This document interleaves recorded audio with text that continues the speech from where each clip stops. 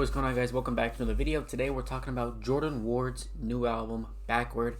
Again, I know I'm a little late on this one, and I'm apologize for that. But let's get straight into it. So we have Jordan Ward off of his previous album, which was Forward, which I previously really enjoyed.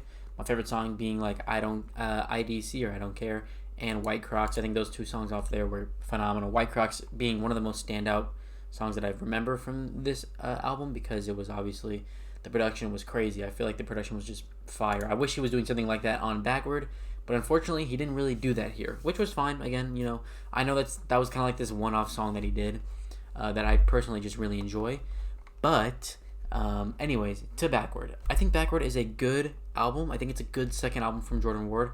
I think he had really good, songs here. Like, I think the first song is really good. I think BWD is also very good. Personally, I think I like Themselves as well. But this album is good. I like it. It's really good. I will say, I think if he keeps doing this style, like his style, if he keeps on doing his style, I think it might get old and repetitive in the long run. I know it's been 3 years since he last dropped his last album, but still, I think if he keeps doing this like every release, then it's gonna get a bit repetitive and it will get boring and not as interesting. Because we got his kind of style off of Forward, and we were like, oh, this is really nice, something new that we haven't really heard in the R&B scene. And then he does it again, sort of on Backward, but just a little bit.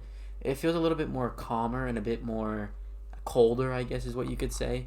But it just feels a little bit more chiller, maybe. Not a very long runtime, only 40 minutes, which I can appreciate, with 2 bonus tracks. I think if you cut the bonus tracks, I think it still would have been just as good for me personally, and maybe even better. But yeah, I think it's fine. I think it's good. I don't think it's anything crazy. I think it's a good R&B album. I think it's my favorite. I think it's my favorite R&B album of the year, because I think it's the only one I've listened to so far. But yeah, I'm gonna give this a 7 out of 10, just a flat 7. I think it's really good. I think that it's not my highest album of the year so far. That still goes to A$AP Rocky.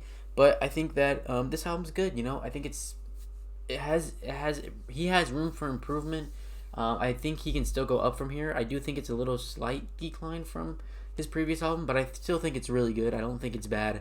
I don't think like a 7.2 are like in like minor details, like minor things that like I just previously enjoy Forward more than Backward. That's really it. But I'm excited to see what he does.